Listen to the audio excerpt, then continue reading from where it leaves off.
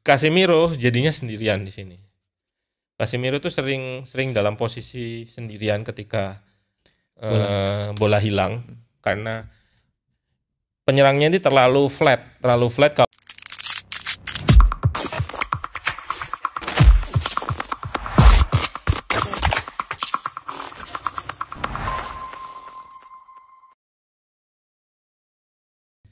Halo, selamat datang kembali di Ruang Taktik Podcast, kanal analisis pertama di Indonesia. Dan hari ini kembali lagi dengan kita, saya Rimo dan dengan rekan saya. Ya, Faiz. Jadi hari ini kita cuman berdua aja nih Mas. Iya. Karena rekan satu lagi yang teman-teman semua rame di kolom komentar. Jadi dia saat ini sedang mengalami kurang enak badan. Jadi ya kita berdua hari ini jadi terlalu banyak jadinya ya. Teman-teman mohon maklum karena memang dasarnya bukan host juga di sini. Iya. Mungkin langsung aja daripada lama-lama ya Mas ya. Iya, betul. Hari ini kita akan membahas tentang hasil-hasil pertandingan di Liga Inggris kemarin. Cukup seru, ada berbagai hasil yang cukup mengejutkan. Dan mungkin kita bahas satu-satu aja. Yang pertama kita bahas Liverpool, di mana Liverpool dengan 10 orangnya mereka bisa meraih kemenangan 3-1 atas Bournemouth. Nah, menurut Mas Faiz sendiri gimana nih? Ngelihat performa Szoboszlai dan lini tengah utamanya di Liverpool kemarin yang terlihat cukup lebih baik daripada sebelumnya ketika melawan Chelsea. Itu gimana Mas? Iya, sebetulnya problem itu masih ada. Problem Chelsea tanpa gelandang nomor 6 itu sebetulnya masih ada ya dia. Jadi McAllister beberapa kali itu di aspek bertahan maksudnya. Di aspek bertahan dia tuh pembacaan bolanya itu untuk misalkan untuk intercept itu kan dia yang nentuin kurang. Kan. Ya dia kurang. Jadi ketika dia mau intercept, oke, aku intercept, ternyata dibaca ternyata lepas bolanya. Itu yang masih kurang sebetulnya. Tapi karena Bournemouth juga meskipun nyetak gol di awal, tapi dia lebih bermain defense gitu betul. Daripada lawan Chelsea yang banyak duel-duel di tengah. Jadinya sebetulnya lebih kontrol possession sih. Tapi ngelihat Bournemouth kemarin mereka kan lebih mengandalkan ke counter attack. Yeah. Dan mungkin dari kualitas pemain juga jauh di bawah Liverpool. Yeah. Dan apakah itu alasan utama Liverpool meraih kemenangan yang bisa dibilang cukup mudah sih Mas? Iya, pastinya ada pengaruh lawan juga ya. Apalagi kalau kita lihat defense Liverpool tuh kemarin tuh juga masih terorganisir gitu. Padahal sebetulnya itu kan pasangan kuartet itu sebenarnya pasangan yang lama kan, maksudnya bukan baru. Mungkin Konate aja yang baru, tapi ada lack of communication terutama di golnya tuh kelihatan sebetulnya. Van Dijk sama Robertson bisa tabrakan gitu. Betul. Makanya sebenarnya komunikasinya jadi bermasalah lagi nih Liverpool, padahal dulu udah oke. Udah cukup oke dan dari sisi itu sebetulnya ada kebobolan juga kan yang dianulir itu juga garis pertahanannya memang pas itu permainan Liverpool yang offset trap itu. Jadi memang bukan nggak sengaja gitu, tapi memang Liverpool mainnya gitu, main offset trap itu. Kalau dari tactical sendiri, ketika lini tengahnya masih ada McAllister dan juga Szoboszlai, perbedaan dari ketika McAllister sebelum dikeluarkan wasit dan setelah dikeluarkan wasit itu apa Mas? Di kubu Liverpool sehingga membuat mereka cukup bisa menahan gempuran dari Bournemouth. Sebetulnya sama sih, karena waktu hanya ngubah formasi aja. Kalau sebelumnya 4 ini berapa ini? 4-3-3 gini McAllister, terus Szoboszlai, terus Gakpo ketika salah, terus ketika McAllister cedera sebenarnya cuman dimundurin aja ya. Jadi mainnya 4-4-1 sebetulnya. Dan menariknya ada debut Wataru Endo gitu. Debutnya oke karena Wataru Endo itu pemain yang sebetulnya Liverpool tuh scoutingnya juga oke sih memang. Wataru Endo itu memang kalau kita ambil profil dari gelandang-gelandang yang lain gitu, terus kekurangan Liverpool di musim lalu itu kekurangan di aspek bertahan, di kompetitif itu yang mau duel gitu. Nah di statistik Wataru Endo itu cukup unggul di bertahan sama attacking itu juga oke sebetulnya. Di musim lalu dia di Bundesliga juga kalau nggak salah peringkat 3 terbaik sebagai gelandang bertahan. Dan entah dari mana angin tiba-tiba Liverpool mendatangkan sang pemain dan benar kata Mas Faiz tadi, scouting Liverpool sih cukup oke dan melihat performa, kalau dibilang performa full juga belum karena kemarin hanya masuk di babak kedua agak-agak akhir. Nah itu melihat Wataru Endo di 15 menit ya Mas ya kalau nggak salah dia bermain, itu apakah dia menjawab salah satu kehilangan Liverpool atas sosok Fabinho? Waktu press conference Liverpool, Klopp ya pastilah kalau manajer pasti memuji ya pemainnya, melindungi pemainnya lah. Tapi ada aspek yang menarik juga dari press conference itu karena kondisinya itu lagi nggak oke sebetulnya. Kondisinya lagi nggak oke. Wataru Endo datang 2 hari sebelum, terus bahkan Klopp bilang mungkin dia nggak tidur gitu di 2 hari tersebut gitu. Mungkin terkesan hiperbola tapi bisa jadi gitu. Intinya kondisinya nggak bagus, 2 hari langsung main, terus ada kartu merah gitu. Memang Klopp ngobrol gitu sama Wataru Endo di pagi hari, tapi nggak ngobrol kita akan main dengan 10 pemain gitu loh. Itu makanya kondisinya itu sebenarnya nggak ideal buat Wataru Endo sendiri gitu. Dan kalau nonton di Inside Anfield itu apa yang diomongin Klopp itu menarik juga sih. Ketika bertemu sama Endo itu dia langsung ngomong we play offensive gitu. Dia langsung nyebutin soal offensive gitu. Berarti memang tapi Klopp juga bilang I know you can attack also gitu. Ya bisa menyerang juga gitu. Aku tahu kamu bisa menyerang juga gitu. Ini bisa dikatakan offensive ini ada dua pengertian ya, pengertian benar menyerang secara harfiah menyerang. Satu lagi itu soal garis pertahanan tinggi. Jadi ketika menyerang dengan garis pertahanan tinggi itu akan banyak duel di lini tengah terus agak naik gitu. Garis pertahanan kan ikut naik nih back-backnya, jadi duelnya itu akan lebih di depan gitu. Sesuai dengan gaya bermain Klopp sejauh ini, pressing itu ya. Pressing itu. Jadi Wataru Endo diharapkan mampu duel di sini gitu. Duel ketika bola hilang terus mau diserang balik, itu dia sebagai filter pertamanya gitu. Kalau ngelihat gaya mainnya Fabinho itu memang pembacaan bolanya yang 2 musim sebelumnya atau di masa prime itu oke gitu. Ketika ada duel segini dia langsung engage, naik, pasti dapat bolanya. Lebih banyak dapatnya lah, atau duel-duel kalau kalah ya udah bikin foul gitu kayak Fernandinho dulu. Tapi itu yang diinginkan ke Endo gitu. Kemarin Endo juga kayak gitu tapi sering juga lepas gitu dan posisinya jadi kosong gitu. Jadi komunikasi itu penting kalau kita mau engage sebagai gelandang bertahan. Pertama komunikasi gelandang bertahan itu apa ya, ke backline dulu gitu. Kita mau agresif naik atau turun gitu.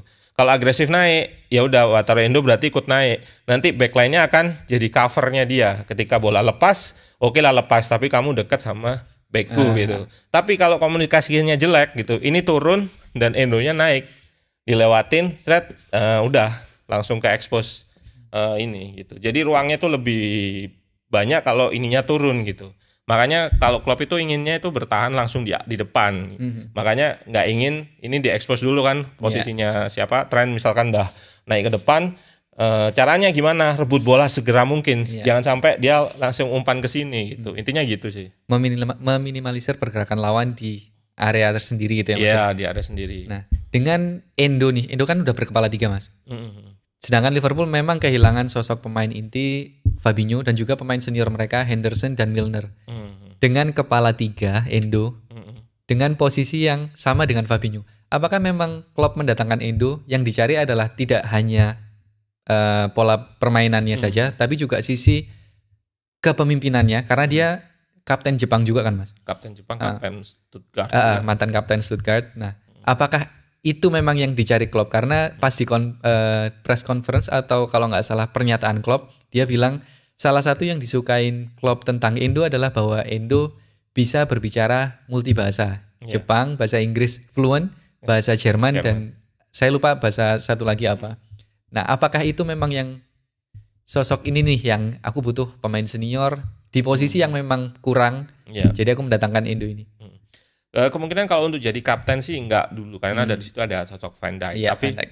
Terpenting itu tadi komunikasi, aku sebut soal komunikasi, yaitu tadi kalau ketika bertahan naik ikutan naik gitu. Sebetulnya komunikasi itu penting juga di nggak cuma soal bahasa ya, di lapangan juga penting juga. Makanya kalau kita dengan pemain yang vokal gitu, nggak cuma leadership aja tapi mampu vokal, itu bagus buat koordinasi bertahan tadi. Kita lihat Liverpool di musim terlalu itu nggak bagus secara organisasi, memang organisasinya buruk gitu. Misalkan tadi Fabinho lepas, ya udah ikut lepas juga belakangnya. Dia Klopp itu ingin gen pressingnya itu simultan gitu. Ketika ini naik, lepas, tapi nggak lama langsung ada pemain lagi yang melakukan cover. Itu yang nggak ada di musim lalu gitu. Jadi dihubungkan dengan Endo yang bakalan jadi kapten, ada aspek itunya juga memang dicari untuk lebih ke komunikasi sih. Untuk leadership aku rasa agak sulit di awal mungkin, tapi terpenting tuh dia bisa komunikasi sih.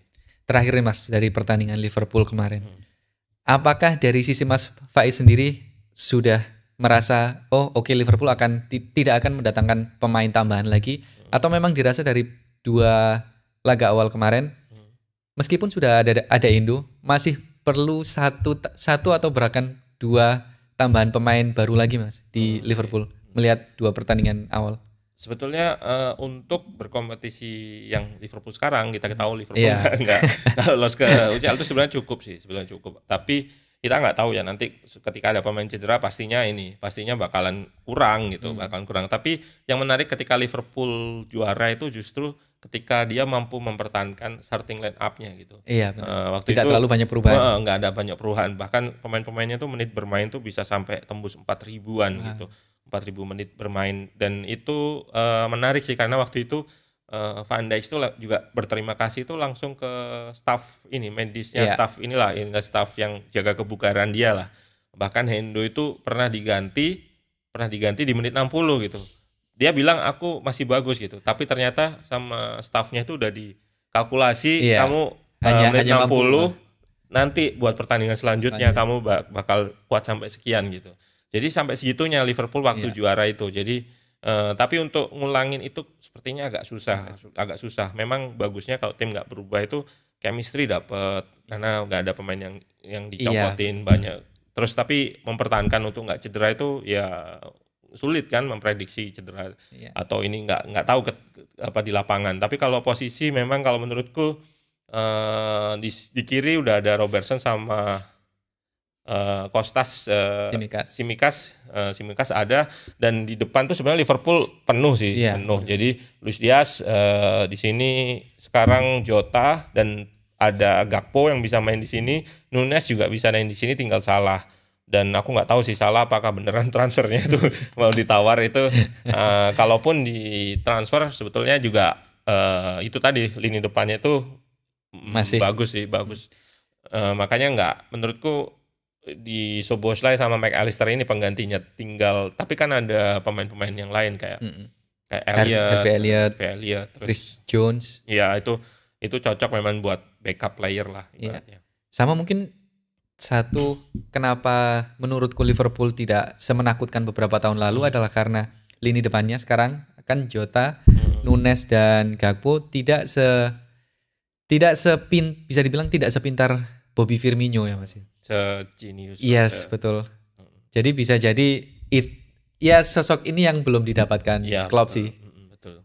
Menurutku Nunes lebih ke nomor 9, terus Jota juga bisa false nine, tapi dia itu false nine yang pencetak gol gitu. Baik, bukan Firmino kan kreator gitu, berkorban buat dia sendiri, buat rekan-rekannya, itu yang sama work rate-nya juga tinggi banget work rate tinggi buat pressing Oke. Cukup sih Mas kayaknya Liverpool itu. Kita ke pertandingan selanjutnya. Pertandingan yang mempertemukan 2 tim besar. Tidak hanya secara tim tapi juga secara finansial. Yaitu Manchester City dan Newcastle. Di pertandingan awal kan Newcastle nakutin banget Mas. Mengalahkan Aston Villa yang sebenarnya mempunyai skuad yang dalam dan pelatih yang bagus juga dengan skor sangat telak 5-1. Tapi di pertandingan kedua mereka kalah tipis 1-0 dari Manchester City. Nah, menurut Mas Faiz gimana nih taktik Eddie Howe? Karena kan musim ini mereka kan juga berkompetisi di Champions League. Ya. Kalau dibilang apa yang salah dengan Newcastle, nggak ada yang salah. Karena memang lawannya ya terlalu tinggi lah Pep Guardiola dengan Manchester City-nya. Tapi apakah Newcastle bisa semengejutkan musim lalu atau bahkan lebih mengejutkan lagi di musim ini? Itu gimana menurut Mas Faiz? Kalau dilihat dari skuadnya itu sebetulnya lebih komplit ya daripada musim lalu. Apalagi ada Sandro Tonali, upgrade dari Joe Willock gitu di situ. Lebih Joe Willock itu mau duel, mau naik turun, mau work rate-nya tinggi gitu. Tapi dengan adanya Tonali ada aspek teknis gitu yang dipunya Tonali gitu. Dia lebih teknikal gitu. Orang-orang sering nyebut Tonali itu Pirlo, the next Pirlo gitu. Padahal sebetulnya Tonali itu nggak kayak Pirlo gitu. Berbeda. Pirlo itu kan di sini mainnya, Pirlo di ini, dan dia tuh nggak naik turun seperti Tonali gitu. Tonali memang di sini juga di AC Milan, tapi double pivot gitu. Jadi dia sering juga naik gitu, atau dia hold bola di sini. Tapi dia bukan deep playmaker seperti Pirlo yang bukan metronom ya. Bukan metronom, sering spray pass ke sana sini gitu. Enggak, justru dia tuh bagus, malah kalau aku malah terlalu mengecilkan atau mendeskripsikan Tonali kalau dia disebut seperti Pirlo di aspek bertahan gitu. Karena Pirlo kan nggak bisa.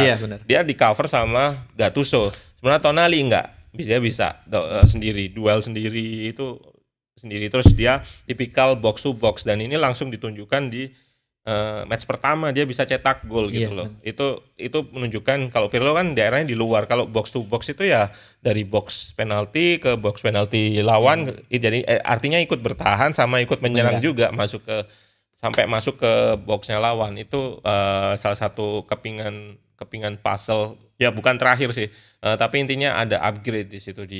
Terus kita lihat ada Joelinton. Sebetulnya Newcastle itu suatu tim tuh bisa diidentifikasi dengan kecenderungan gaya bermain ya, secara umum gitu. Secara umum, apa main possession, apa main pressing seperti Liverpool, apa main counter attack seperti MU gitu.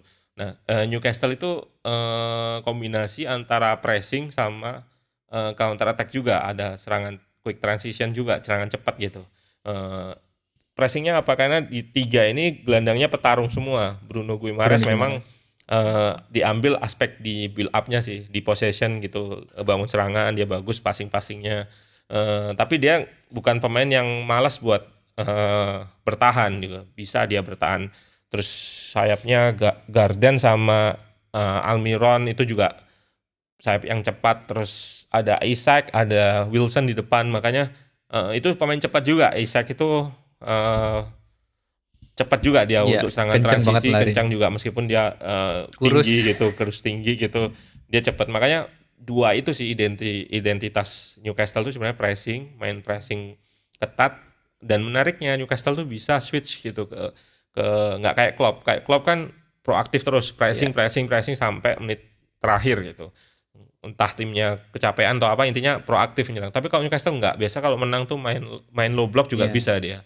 Itu yang menarik sih. Eddie Howe itu agak ada pragmatisnya lah, ibaratnya seperti itu. Tapi apakah Newcastle mampu berjalan panjang di Liga Champions musim ini, Mas? Menurut Mas Faiz? Liga Champions tuh liga yang cukup unik sih menurutku, karena nggak bisa gitu dengan materi pemain yang udah oke, manajer oke. Ya kita ambil contoh aja Man City gitu. Pep Guardiola berapa kali coba attempts, terus baru juara kemarin gitu, dan menariknya langsung treble gitu. Terus kita lihat Real Madrid yang dibilang sulit juara lagi, bahkan bisa back to back, bahkan sampai triple. Triple ini. Artinya memang Liga Champions itu karena sebetulnya perhitungan poin kan cuma di fase grup kan. Di fase selanjutnya ya udah knock out itu udah siapa yang menang siapa yang kalah, udah mainnya banyak kemungkinan terjadi. Banyak kemungkinan terjadi. Terus biasa tim yang lebih pragmatis tuh bakalan udah unggul terus main defense itu. Kayak Man City kemarin juga sama seperti itu sebetulnya. Dia lebih bisa defense gitu kemarin Man City. Kita lihat waktu final lawan Inter kan diserang habis-habisan juga oleh Inter kan sebetulnya. Maksudnya serangan balik ada gitu. Banyak serangannya Inter gitu. Tapi Man City bisa bertahan meskipun ya peluang-peluang ada juga, tapi intinya bisa bertahan itu sih, intinya itu Kalau dari tim lainnya nih Mas, kita bahas ke Manchester City yang even mereka kehilangan Kevin De Bruyne cukup lama, mungkin masih belum dipastikan akan berapa lama absen dari lapangan. Apakah nggak ada nih tim yang bisa ngantiin Manchester City nih Mas?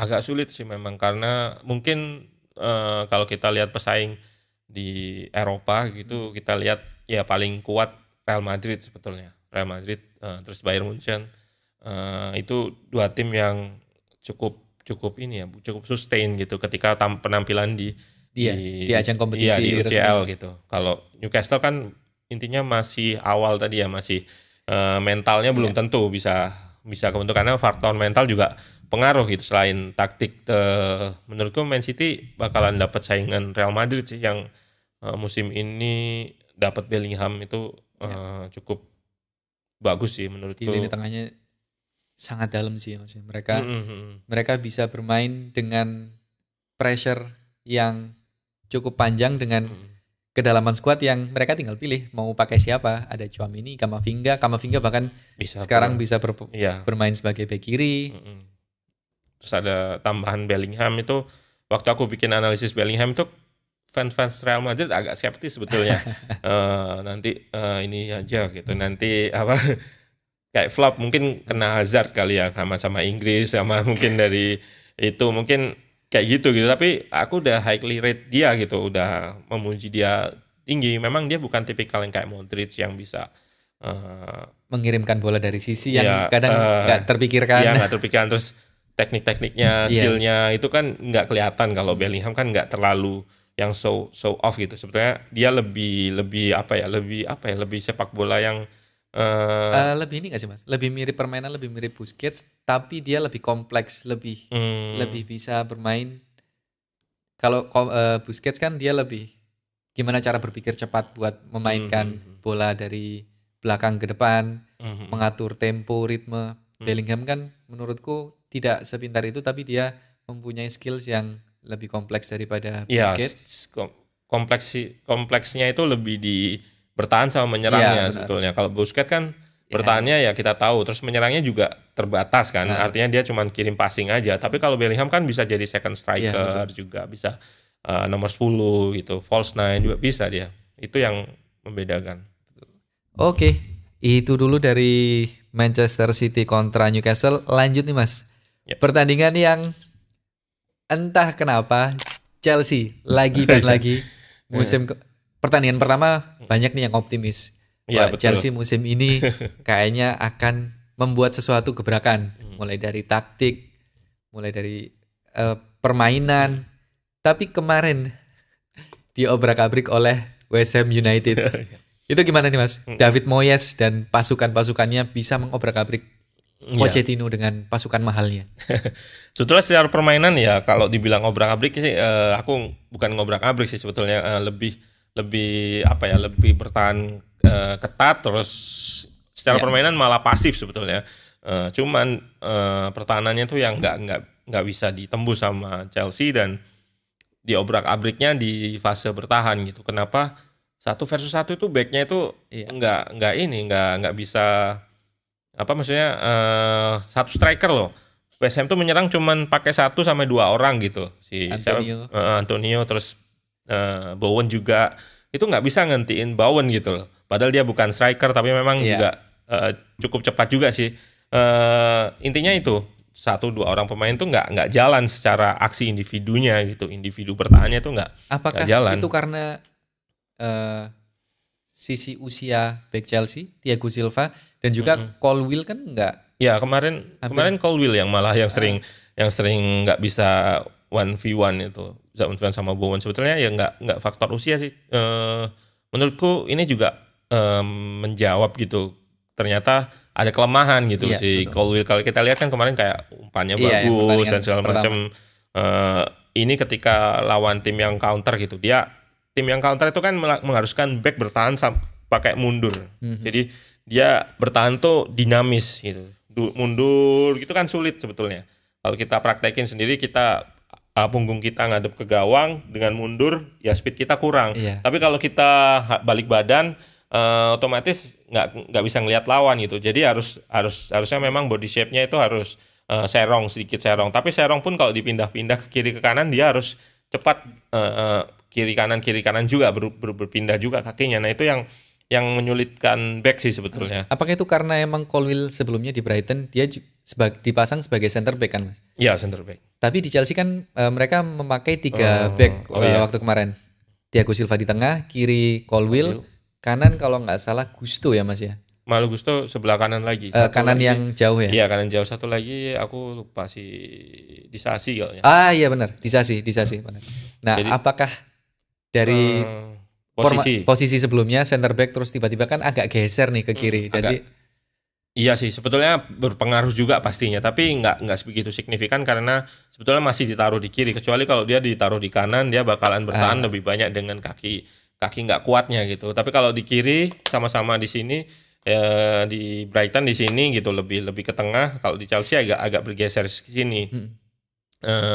Ada sudut yang mungkin sering bakalan diekspos itu ketika masuk itu yang bakalan sulit karena dia kaki kiri kan. Jadi kaki kanannya yang terekspos kalau ada orang yang masuk ini. Tapi kemarin sebetulnya nggak banyak terekspos juga sih, nggak banyak yang ngedrive gini. Justru larinya itu ke samping ke sini juga. Nah kalau menurutku lebih ke aspek individu sih, memang terlalu tinggi garis pertahanannya, terus dia mundurnya terlalu jauh ke belakang sambil lari, terus lawan pemain yang punya kecepatan gitu. Antonio nggak cuma cepat tapi dia body ball-nya juga balance yang bagus itu. Terus gimana nih Mas?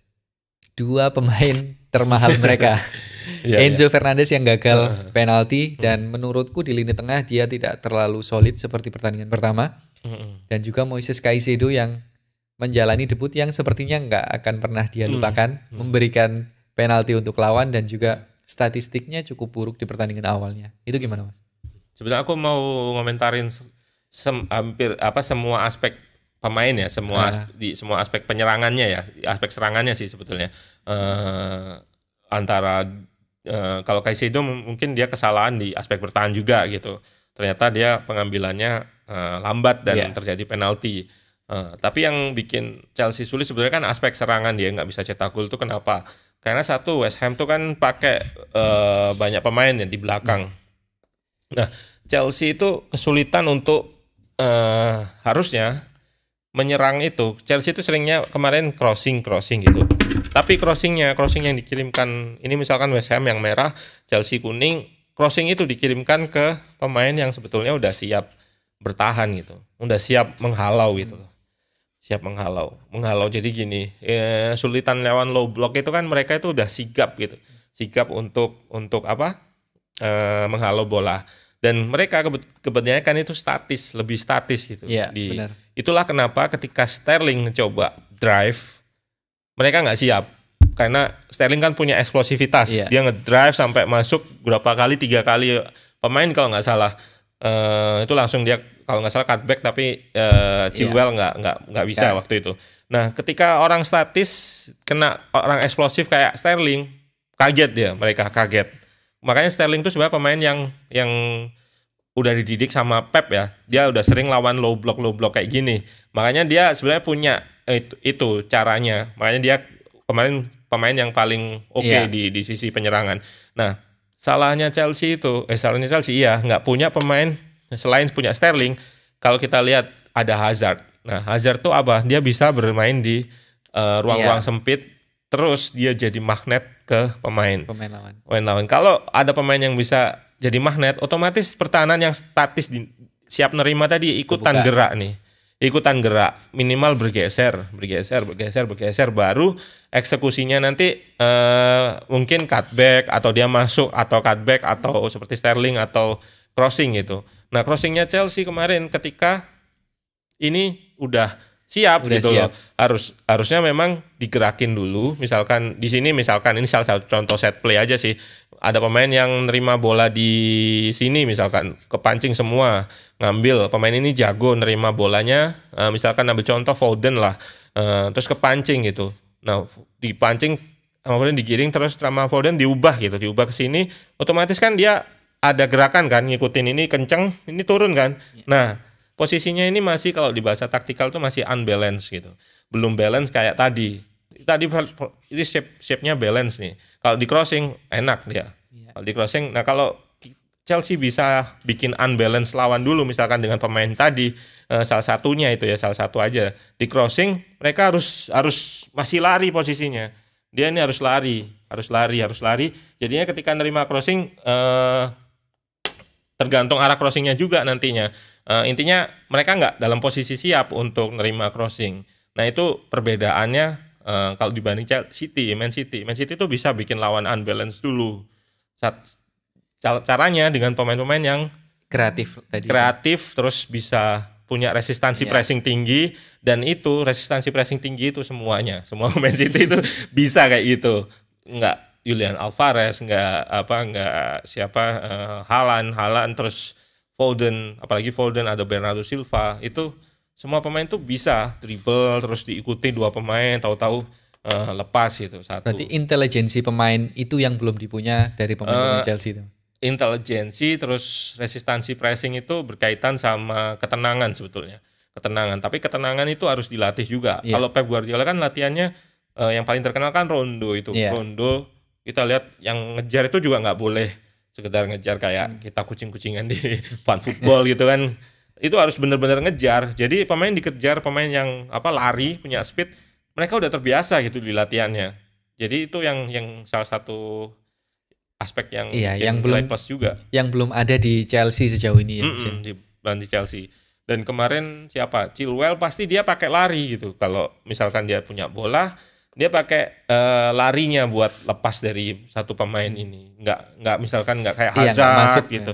Teman-teman Chelsea mungkin tahulah, fans Chelsea mungkin tahulah ini permainan Hazard gitu. Hazard tuh ketika zamannya Sarri itu dia ngandalin build up, tapi ketika musim berjalan lawan tuh tahu gitu. Sarri itu nggak usah dipres di sini. Kalau di sini malah keenakan dia.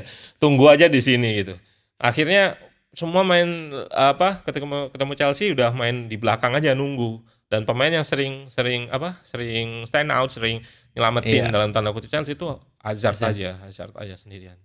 Dan sepertinya posisi pertahanan West Ham kemarin yang membuat Jackson bisa dibilang hilang sih Mas. Iya. Lawannya besar-besar di belakang. Besar terus supply juga betul. kurang. Kayak kita tadi Mas Rimo nanyain soal Enzo kemarin juga yang biasa kirim bola lob gini beberapa nggak akurat. Terus ya karena ruangnya kan kecil kan, segini ini kan kecil banget. Gimana cara nembus dengan umpan lob gini agak sulit ngatur, meskipun bisa akurat ke sini tapi kecepatannya kan harus terukur juga. Kecepatan nggak, kalau terlalu kenceng ke kiper, terus kalau lemah di hollow back itu kan agak sulit sebetulnya. Areola kemarin juga bermain cukup baik.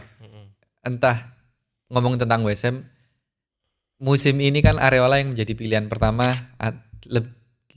lebih bagus. Sebenarnya kalau saya pribadi suka Areola dari dulu. Ketika dia bermain di PSG terus di Villarreal, aku juga ngikutin Areola. Di musim kemarin dia digunakan di kompetisi Eropa. Untuk di Liga Inggris kan mereka pakai Fabianski. Cuman mulai Liga Inggris entah dibalik atau kayak gimana, dia mulai ngeliatin salah satu bakat terbesarnya sih. Itu sih Mas. Oke, lanjut nih Mas. Pertandingan terakhir. Pertandingan yang Mas Faiz sendiri terkejut gak ngelihat hasil dari MU versus Tottenham? Sebenarnya kalau teman-teman ngikutin aku live di aplikasi di Stadio di Stadio, terus aku bikin review FPL gitu, sempat ku singgung soal asetnya MU, Bruno atau Rashford gitu. Nah aku di game kedua ini kalau punya dua itu siap-siap jual aja sebetulnya. Karena ya di kelihatan penampilan pertama itu nggak oke gitu. Apalagi musuhnya kemarin ya tergolong lebih kuat dari Wolves gitu ya. Jual aja satu gitu. Dan benar kemarin intinya aku nggak yakin sih sebetulnya sama MU ini, sama MU. Problemnya itu ternyata masih soal yang masa lalu itu, musim lalu itu masih ada, meskipun kita harus bisa membedah nih kalau MU itu membedah per fasenya. Fase kan ada 3 kan, fase menyerang, fase bertahan, sama fase serangan balik, transisi. Tapi fase menyerang ini terbagi lagi, fase build up, terus fase progresi bola, sama fase chance creation. Nah, fase 3 ini kalau kita bedah lagi kan, fase build up itu misalkan nih Onana, ya udah fase build up itu di sini gitu. Fase build up itu sebenarnya nggak ada masalah gitu. Makanya ketika fans MU bilang soal Onana nggak bagus dan segala macam, sebenarnya dia itu tugasnya cuma di penjaga gawang, jaga gawang, sama di fase build up gitu. Sementara yang terjadi masalah di MU itu fase progresi sama chance creation di sini di lawan gitu. Chance creation itu kan penciptaan peluang ya, penciptaan peluang di lawan itu yang masalah di situ. Kalau fase build up sih sebetulnya udah cukup oke kok MU dengan misalkan Onana pegang bola, Varane itu sekarang jadi gelandang gitu, nemenin Casemiro di tengah gitu, sehingga kalau lawan ngepres jadinya ya ada tambahan yang dipres gitu, ada tambahan yang dipres si Varane yang naik ini gitu. Kalau biasanya Varane di sini kan ya udah dipres aja dekat gitu sama De Gea misalnya, diumpan ke dia pasti dibuang lagi kan sama De Gea. Kalau sekarang enggak, diumpan ke Onana, ini lepas, Varane bisa lepas karena Onana punya kemampuan distribusi bola juga yang bagus. Intinya kemarin tuh Onana banyak bola gitu, terus bahkan Lisandro Martinez sama Varane ini naik gitu di belakangnya dua striker lawan ini sampai naik segitunya gitu. Casemiro, terus Mason Mount dan naik. Dan sebetulnya masalah itu tadi, kalau aku bilang masalah build up nggak ada masalah sih sebetulnya MU dengan adanya Onana udah terselesaikan. Tapi masalahnya adalah progresi, gimana dari tengah ke depan sama chance creatednya. Ya, chance creation itu yang jadi masalah. 2 pertandingan awal Mason Mount menurut Mas Faiz seperti apa? Apakah memang dia nggak cocok, nggak fit in dengan skema Erik ten Hag, atau memang dari Mason Mount-nya sendiri yang belum bisa beradaptasi dengan permainan baru? Kalau dilihat dengan ide ten Hag sebetulnya Mason Mount kan letaknya di mana? Di ini Casemiro, ini Mason Mount, dan ini Bruno gini. 4-1-4-1 sebetulnya. 4-1 atau 4-3-3 lah. 4-1-4-1 itu kan cuman gini aja udah jadi 4-1-4-1 kan. Iya. MU sekarang tuh mainnya gitu, enggak double pivot kayak dulu. Ada double pivot gini, Bruno di tengah. Tapi sekarang tuh mainnya lebih gini. Nah, karena build up-nya tadi si Varane ikut ke depan, ini ke sini. Jadi Mason Mount ini sebenarnya nggak perlu. Jadi dia bisa semakin ada tambahan pemain yang di depan sebetulnya. Jadi MU itu udah cukup build up-nya. Ada 4 pemain tambah Onana. Karena ketambahan Onana itu kompensasinya ini tadi sebetulnya. Mason Mount bisa jadi lebih naik. Makanya idenya itu sebenarnya udah oke gitu. Tapi kan permasalahannya dari sini ke sini itu bisa nggak gitu, terus sama sini sampai ke gawang tuh nggak bisa. Nah, balik lagi ke soal posisi Mount, udah oke nyerang, tapi ada fase bertahan gitu. Karena fase bertahan itu Mount naik, Bruno naik ke depan, terus sayap kiri naik, sayap kanan Anthony naik gitu. Casemiro jadinya sendirian di sini. Casemiro tuh sering dalam posisi sendirian ketika bola hilang, karena penyerangnya ini terlalu flat. Kalau akibatnya apa? Kalau ada bola dilewatin ke sini, udah lewat ke sini. Tinggal berhadapan. Coba kalau misalkan ada yang mundur satu, misalkan di sini ya, mau lah agak di sini gitu. Kalau ada bola yang dilewatin ke depan ini, ngelewatin satu lini ini, masih ada gitu, dua gelandang gitu. Tapi nggak, Mount sama Bruno itu terlalu naik gitu.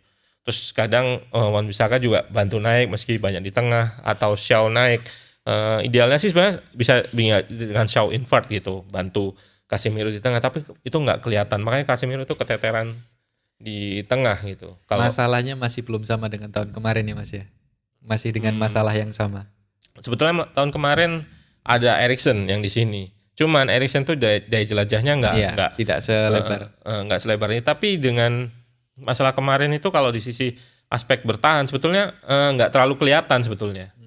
Casemiro cukup oke karena ada Eriksen, dia cukup oke. Meskipun Eriksen misalkan telat turun, Casemiro cukup oke dia untuk menghalau bola. Tapi entah kenapa Mason Mount ini nggak ikut bantu di ketika apa bola ngelewatin dia gitu. Tapi kalau bola masih di sini, pressingnya itu masih bagus, masih bagus. Kalau misalkan harus MU harus high pressing itu masih oke. Tapi kalau udah dilewatin tadi itu, nah tinggal Casemiro itu yang bermasalah. Dari sisi lawan nih Mas, skema pelatih Australia, Postecoglou, itu gimana Mas? Karena yang seperti Mas Faisal jelaskan di video terbaru, teman-teman bisa nonton di video analisis pertandingan MU kontra Tottenham, yang dimana Postecoglou pelatih pertama yang menemukan fullback inverted. Itu gimana? Ya. Fullback inverted kan sudah lama kan, maksudnya udah dijelasin banyak. Maksudnya udah dipakai dari lama. Yang kemarin di podcast pertama aku bilang soal Bielsa itu yang pakai Vidal gitu. Udah pakai itu sebetulnya. Tapi kita nggak lagi bahas yang pertama-pertama. Cuman yang menarik dari Postecoglou itu yang kuning ya ini ya. Fullback invert itu double gitu. Jadi kalau Pep Guardiola fullback invertnya memang ada biasanya 2 gitu. Si kiri sorry aku majuin sini. Agak keras. Iya, agak keras. Biasanya itu invertnya tuh gantian meskipun biasa ada Zinchenko misalkan atau Rico Lewis atau intinya invertnya itu intinya tuh gantian gitu. Intinya yang kalau satu invert yang di sini itu jadi Belanda. Jadi 3 pemain bertahan. Nah kalau Postecoglou itu invertnya itu 2 gitu. Yang menarik tuh invertnya itu 2. Jadi fullbacknya invert, fullback kiri invert juga. Terus gelandangnya tinggal Yves Bissouma. Nah gelandang satunya ke sini, wingernya ini jaga kelebaran, wingernya jaga kelebaran. Jadi formasinya itu kayak 2-3 atau 2-3-2-3 atau 2 biasanya gini 2-3-3-2 gitu. Si Richarlison sering juga turun gitu. Akibatnya kalau main kayak gini coba lihat di sini kosong, di sini space kosong, terus tapi di tengah itu congest ya banyak banget. Unggul jumlah juga di tengah gitu. Dari segi idenya sebetulnya untuk menang di tengah ini sih sebetulnya. Untuk menang di tengah, Yves Bissouma kadang ikut ke sini dan yang menarik lagi si Udogie itu. Kalau misalkan ini ikut ke tengah ya, Udogie itu sering late run. Late runnya ketika bola ke sini, ini kan kebuka nih, MU kebuka. Nah ini fullback kirinya itu masuk ke sini. Itu seperti gol Ben Davies. Davies ketika Udogie udah diganti, yang dapat bola itu si Ben Davies gitu. Ketika otomatis kan pertahanan kalau ada bola di sayap kan ikut ke sini kan. Nah, karena dia datangnya terlambat, seringnya nggak termarking gitu. Karena misalkan ini udah marking ini, misalkan udah marking ini, yang ini orang ini kan sebetulnya fullback ini orangnya attacking midfielder kan, orangnya attacking midfielder. Tapi karena MU man to man terus nggak mungkin dong attacking midfielder nih ngikutin sampai ke belakang, ini nggak mungkin. Itulah idenya sebetulnya, bikin late run ke sini dan Ben Davies kemarin nyetak gol dari situ juga. Dan itu banyak sekali sebetulnya momen-momen yang kayak gitu. Bahkan di sini juga misalkan ini udah dijaga. Nah ini attacking midfielder harusnya ini, tapi nggak dijaga gitu dan akhirnya bisa masuk. Mas Faiz sendiri kemarin ngelihat taktik dari Postecoglou cukup terhibur atau enggak? Karena kan kita tahu Tottenham kehilangan salah satu pemain pentingnya, Harry Kane, dan melihat taktik dari Postecoglou kemarin, apakah musim ini mereka akan menjawab nggak apa-apa kok kehilangan Harry Kane, kita masih bisa akan berjalan jauh di kompetisi ini? Itu gimana Mas? Salah satu yang bikin aku tertarik dengan Postecoglou selain ide double inverted itu tadi gimana dia proaktif gitu dengan taktiknya. Aku nontonnya itu di pertandingan pertama ketika dia 2-2 itu, meskipun aku nonton di tayangan ulang, waktu itu ngelihat loh kok waktu itu bukan kemarin tuh Pedro Porro ya. Yang waktu itu bukan, seingatku aku lupa. Dan Udogie itu bawa bola gitu loh. bawa bola sampai bawa gini sampai ke tengah gitu. Terus misalkan taruhlah inverted kan ke sini ketika bolanya di sini ya. Iya. Nah, ini bola di sini si Udogie ini ikutan juga gitu. Makanya aku bilang berbeda sama Pep Guardiola. Pep Guardiola nggak segitunya gitu. Artinya winger inverted fullback itu cuman buat nemenin double pivot di sini di tengah ketika bola nyerang gagal biar ada teman gitu si double pivotnya. Jadi biar untuk bertahan sebetulnya, untuk nahan pertahanan atau mungkin Zinchenko ya untuk kirim ke sini. Cancelo juga sama kirim-kirim bola. Sebenarnya mirip Cancelo juga sih. Cancelo itu juga naik ke sini atau overlap ke sini gitu. Tapi kalau si Postecoglou lebih ke sini. Nah, kalau yang aku bilang proaktif, dia dibiarin itu loh. Yang ini terekspos itu dibiarin kemarin, dan mekanisme bertahannya ketika ini ada fullback inverted dua, ketika terekspos oleh MU gitu. MU itu kemarin sering dapat kayak gini, bola di sini ikut semua ke sini, terus di switch ke sini, ini kosong, tapi transisinya tuh cepat karena fullbacknya langsung melebar, langsung ngambil pembawa bola. Nah, Bissouma itu yang ngisi. Nah, iya, benar. Secara mekanisme itu sebenarnya udah oke sebetulnya. Penampilan Yves Bissouma yang sangat-sangat bagus kemarin sih, Mas. Yeah. Nah, apakah kemenangan 2-0 itu karena tidak banyak pelatih yang mengantisipasi taktik dari Postecoglou? Ketika berjalan dengan kompetisi, kita kan bilang kompetisi panjang nih, Mas. Ada 38 pertandingan. Apakah taktik ini akan bertahan lama sebelum pelatih-pelatih lainnya mengetahui? Karena kan kalau dijelaskan Mas Faiz tadi, ada dua sisi yang terekspos, yang kosong. Yang itu bisa dimanfaatkan oleh tim-tim yang mempunyai pemain cepat, let's say Liverpool. Ada Salah di sana, ketika ditinggal Udogie ke tengah, jelas kosong.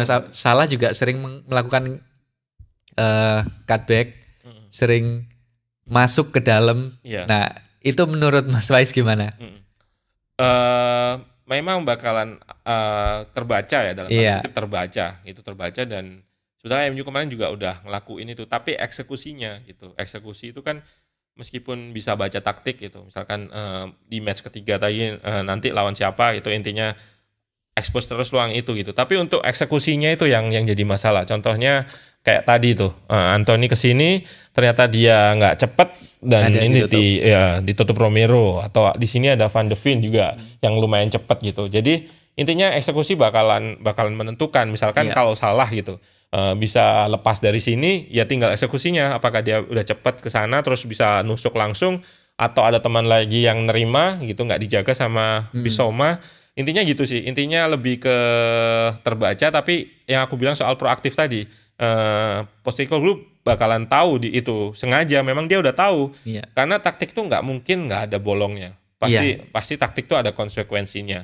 Pasti itu. Kalau misalkan Postecoglou cuman double inverted aja, cuman satu gitu, jadinya di tengah kalah dia. Nggak sebagus ketika ada tiga gitu, ada tiga pemain di tengah. Tapi ininya terekspos gitu. Intinya ada plus minusnya lah. Plus minus, pasti ada plus minusnya. Makanya tinggal gimana antisipasinya sama lawannya itu gimana. Dan untuk menjawab itu tadi, aku rasa kedepannya bakalan dicoba terus sama lawan untuk nge-expose ruang itu, tapi tinggal gimana pemain-pemainnya Spurs mengantisipasinya juga sih. Menarik sih musim ini kita melihat gimana sejauh apa Spurs akan melaju, dan apakah dengan pelatih baru Postecoglou mereka bisa mengisi lemari trofi mereka. Jadi betul. Itu dulu untuk episode kali ini. Kita udah ngebahas Chelsea, Liverpool, City, dan MU. Untuk tim-tim lain ingin kita bahas juga, cuman terkendala di waktu. Jadi teman-teman mohon pengertiannya. Sama mungkin kita mau ngejawab satu pertanyaan dari followers, Mas. Ada pertanyaan? Yang di video-video sebelumnya. Oke. Ada pertanyaan, salah satunya itu tadi sih yang apakah salah satunya itu tadi, apakah kayak gitu mudah jadi terekspos gitu. Kenapa nggak saya pikirin? Itu tadi bergantung sama eksekusinya. Sebenarnya caranya kan udah ada gitu, udah masuk ke City terus melebar ke sini. Makanya sebetulnya nggak sudah pasti pelatih itu udah tahu gitu. Tinggal gimana cara mengeksposnya sih. Sama ini ada komen dari Morbid X Vision. Seperti nggak asing, si Bissouma mirip Moussa Dembele, lincah dan press resistant. Sama kipernya Vicario mirip Alisson cuma versi lightnya. Overall, well done Spurs. Nah itu gimana? Apakah memang Moussa Bissouma adalah Dembele versi baru? Iya. Menurutku Dembele itu masih agak sulit sih dicari ininya. Karena dia itu bagus dalam bertahan, terus dia bisa teknikalnya juga. Tekniknya itu tinggi banget bahkan menurutku kayak Busquets gitu masih kurang petarung gitu kalau dibandingkan Dembele. Dia bisa bertarung si Dembelenya. Yang perlu kita ingat sih Bissouma ini sebetulnya